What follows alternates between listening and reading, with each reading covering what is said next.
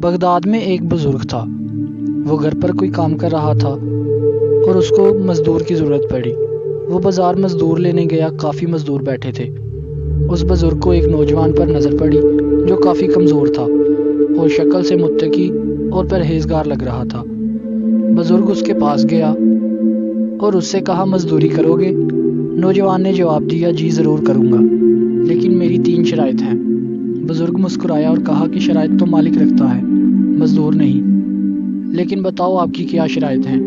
نوجوان نے کہا کہ پہلی شرط یہ ہے کہ باقی مزدور 4 درہم لیتے ہیں، میں 3 لوں گا۔ بزرگ نے کہا، یہ تو بہت اچھی شرط ہے، باقی 2؟ دوسری شرط یہ ہے کہ جب اذان ہو جائے تو کام جیسا بھی ہو، جدھر بھی ہو، میں کام چھوڑ کر نماز پڑھنے جاؤں گا۔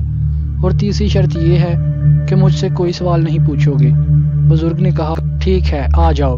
مزدور نے ایک دن کا کام 2 گھنٹوں میں کر دیا اور ظہر کے ٹائم وہ کھدائی کر رہا تھا اور اس کے گھر کا رستہ بند ہو چکا تھا۔ کھدائی کی وجہ سے جب اذان شروع ہوئی تو مزدور نے کام چھوڑ دیا۔ تو اس بزرگ کے بیٹے نے مزدور کو کہا کہ یہ کام تو مکمل کر دو تاکہ راستہ کھل جائے۔ مزدور نے اس کو کہا کہ آپ کے والد سے پہلے ہی یہ بات طے کر چکا ہوں کہ اذان ہو جائے تو کام جدھر بھی پڑا ہوگا میں چھوڑ کر نماز پڑھوں گا۔ نماز پڑھ کر بزرگ نے کہا، آ جاؤ کھانا کھا لو۔ تو مزدور نے جواب دیا کہ میرا روزہ ہے۔ شام کو جب وہ جانے لگا تو بزرگ نے کہا کہ کل اور بھی کام ہے، کل آؤ گے مزدوری کرنے؟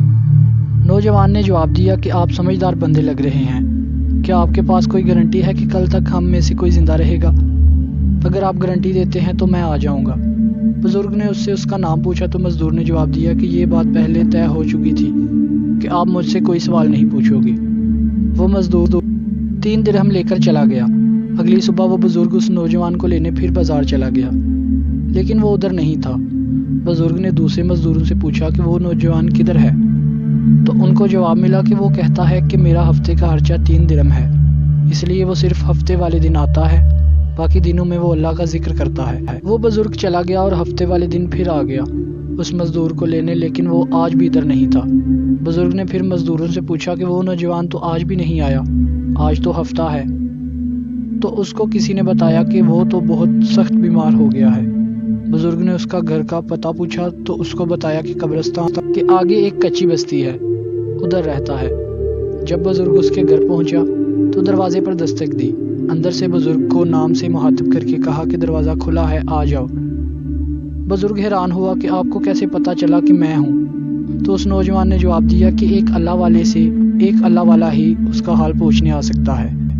پھر اس نے جیب میں ہاتھ ڈال کر 3 درہم نکالے اور اس بزرگ کو دیے کہ آج رات کو میں مر جاؤں گا، صبح جب سورج طلوع ہو جائے تو آ جانا اور 3 درہم سے میرے کفن دفن کا انتظام کرنا۔ اور پھر جیب میں ہاتھ ڈالا اور ایک قیمتی انگوٹھی نکال کر بزرگ کو دی اور اس کو کہا کہ جب مجھے دفن کرو گے تو کے بعد میرا یہ کام کرنا کہ عصر کے وقت خلیفہ ہارون رشید کو یہ انگوٹھی دے دینا۔ اس کو جب آواز دو گے تو وہ آپ کی طرف دھیان نہیں دے گا، لیکن اس کو پھر کہنا کہ میرے پاس آپ کی امانت ہے، وہ لے لینا۔ پھر وہ رک جائے گا تو اس کو یہ انگوٹھی دے دینا۔ پھر اس بزرگ کو کہا کہ ابھی آپ چلے جائیں کیونکہ میرے پاس وقت بہت کم ہے، میں گناہ گار بندہ ہوں، مجھے اپنے رب سے معافی مانگنے دو اور صبح آ جانا۔ بزرگ چلا گیا اور اگلی صبح جب اس کے گھر آیا تو جب دروازے کو ہاتھ لگایا تو وہ دروازہ خود ہی کھل گیا۔ جب بزرگ نے اس کے چہرے سے چادر ہٹایا تو ایسا لگ رہا تھا کہ ابھی آ کر سویا ہو۔ چہرے پر تازگی اور چمک تھی۔ بزرگ پہلے سے 3 بندے لے کر گیا تھا۔ غسل وغیرہ دے کر جب جنازہ پڑھنے نکلے تو پوری دنیا مڑ آئی تھی۔ عاشق کا جنازہ ہے، ذرا دھوم سے نکلے۔ جب دفن کیا تو اس کے بعد عصر کے وقت خلیفہ ہارون رشید سیر کے لیے نکلے تھے۔ بزرگ نے اس کو آواز دی لیکن وہ نہیں رکے۔ پھر بزرگ نے آواز دی کہ میرے پاس آپ کی امانت ہے، وہ لیجئے۔ ہارون رشید رک گئے۔ بزرگ نے وہ انگوٹھی دی تو ہارون رشید رونے لگے کہ جس کی انگوٹھی ہے وہ کدھر ہے۔ بزرگ اس کو قبر پر لے گئے۔ ہارون رشید قبر پر لپٹ کر زاروں قطار رونے لگے۔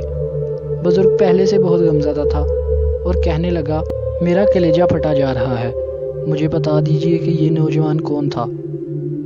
خلیفہ ہارون رشید نے روتے ہوئے جواب دیا کہ یہ میرا بیٹا تھا اور سارا کچھ چھوڑ کر دنیا سے کنارہ کش ہو چکا تھا، اللہ والوں سے اٹھتا بیٹھتا تھا اور مجھے بھی کہتا تھا کہ سارا کچھ چھوڑ دے، اور میں اس کو کہتا تھا کہ اگر میں چلا گیا تو کوئی ظالم شخص آ جائے گا۔